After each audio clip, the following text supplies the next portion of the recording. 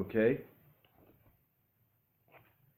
Now, continuing on here in part 2, and I quote from this reader, again, is not TA, not the person that published this rant, but somebody else. But basically, basically TA didn't publish this rant. He published this rant for a friend who couldn't publish it or anything on the DA Journal with pictures and all that due to some kind of ruling by DA or something like that, or by DeviantArt or something. I don't know. But anyway, continuing on, this is what this person has to say. And I quote, "Let's go back to issues 150 and 151 as it states. We all know the hero speaks the truth, or at least we are led to believe it. First of all, Fiona is not seen once or mentioned at all in 150 and 151. Sonic, or anti-Sonic, hits on Mina, who spurs his advances. Amy, which later happens in 151, she alludes to having quote-unquote TLC with Sonic. And Bunny, who he ends up sleeping with, but not in that sort of way."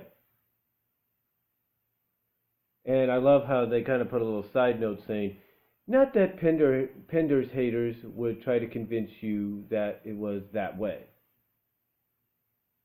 Or, yeah, but I like the little side notes here, basically stating, not that Pender's haters won't try to convince you that it was that way. In other words,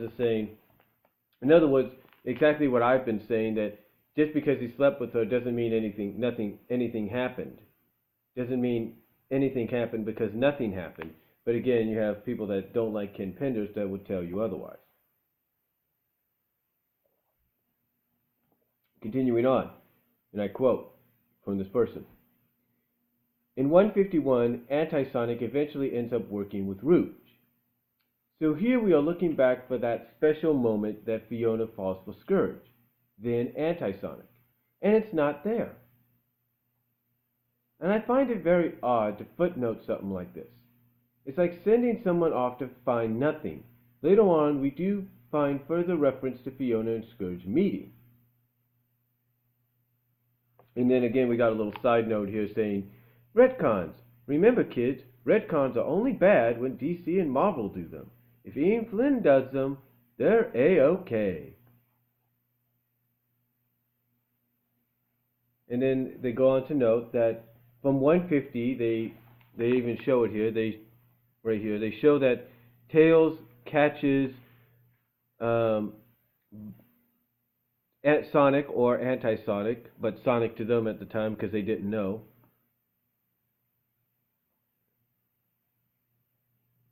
Catches him with Bunny, but he doesn't mention Fiona at all.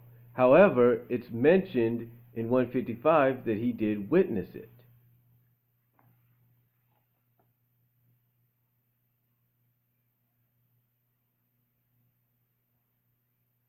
And then they go on to say, and I quote, well, I guess this could be explained as Tails saw it in 150 and didn't make himself known, unlike what he did with the Bunny scene. And I like the side, and here's another side note that they put. They say, I don't know. Tails says, quote, not again, before he even notices that it's Fiona that Sonic is with. Ergo, he's referring to Bunny, which is quite true in my opinion, which I have to agree with, because I remember reading these issues for the first time, and I could kind of sense that Tails was like, oh my god, not again, because here's Sonic making out with another girl. Oh, just like basically it's a similar scenario. It's basically finding Sonic in the woods, in the bushes, making out with somebody, even though previously he didn't know that the Sonic making out with Bunny was anti-Sonic, Scourge, if you will. It's confusing, I know.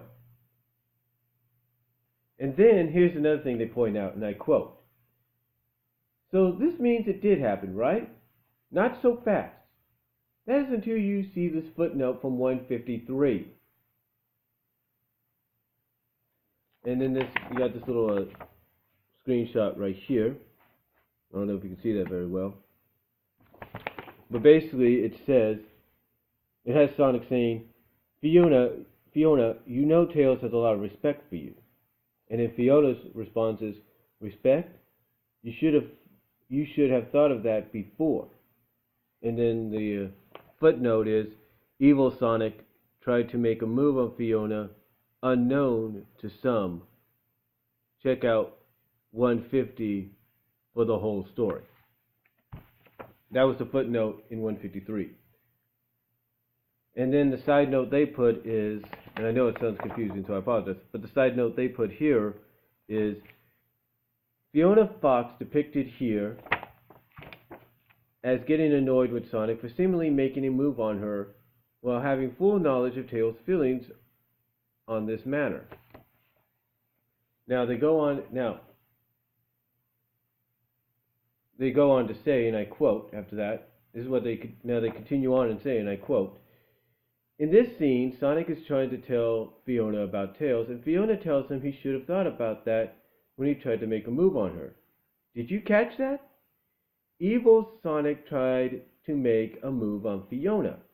If I told you I tried to do something that I would mean, okay. Here's what they're saying. I quote. Let me reread this, and I apologize. But this is what they say after the side note here. This is what they say. Continue on to say, and I quote. In this scene, Sonic is trying to tell Fiona about Tails, and Fiona tells him he should have thought about that when he tried to make a move on her. Did you catch that? Evil Sonic tried to make a move on Fiona. If I told you I tried to do something, that would mean I failed at my task. So basically, this says Fiona rebuffed the romantic advance by the then Scourge Anti-Sonic. It sounds like Tails must have left before seeing Fiona rebuff Anti-Sonic's romantic advance.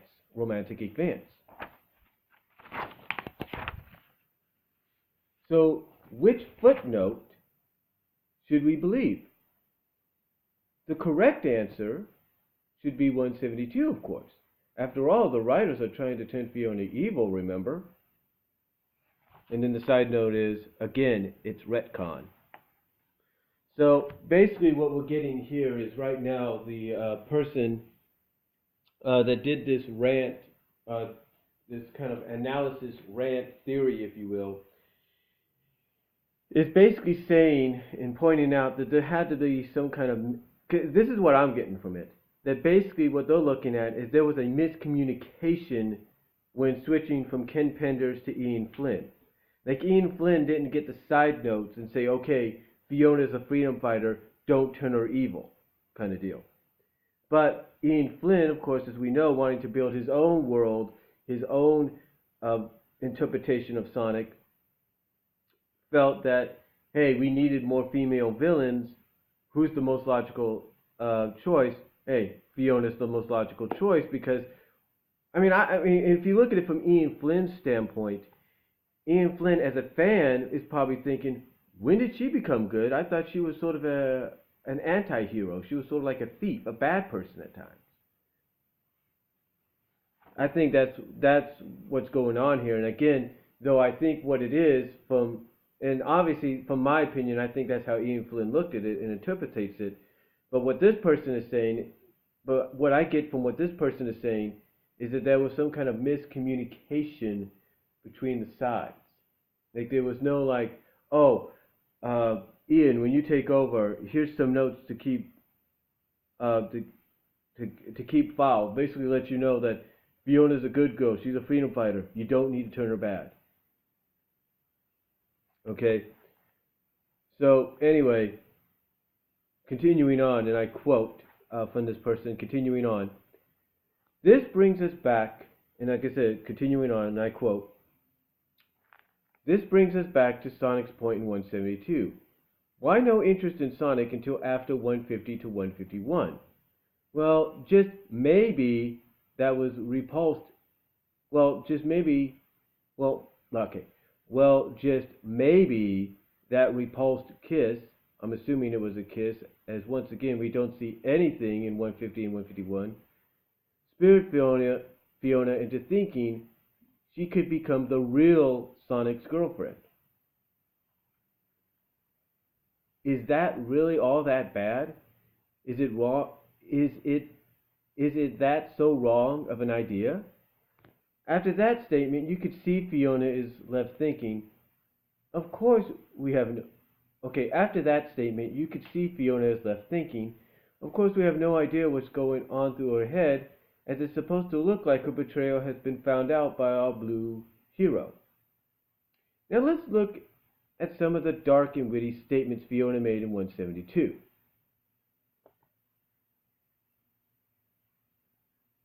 And okay, so here's what they have Fiona say, or at least Ian has Fiona say, and I quote, this is what Fiona says in 172. When I found out that Scourge wasn't the real deal, I tried to find the same attraction in you, Sonic.